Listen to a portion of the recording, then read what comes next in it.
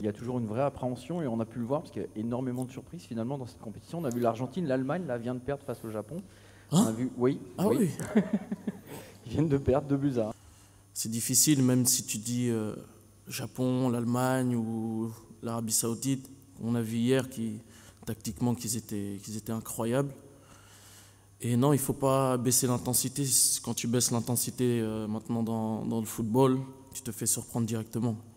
Et pour moi, il n'y a plus de petites nations, on l'a vu. C'est une très grosse perte pour nous, c'est un titulaire. On sait qu'en dehors du terrain et sur le terrain, c'est quelqu'un d'important. On sait qu'à cette période-là de l'année, il y a énormément de blessures, que ce soit dans la sélection française ou en dehors. Et il va nous manquer, je pense, Lucas. Théo, il apporte énormément offensivement. C'est un joueur qui se projette énormément. Et puis, je pense qu'il va apporter énormément. Surtout, il aide Kylian. Quand les défenseurs font une prise à 2 sur Kylian, Théo qui vient, qui dédouble, ça libère un peu. Qu'est-ce que je pense d'Olivier Giroud?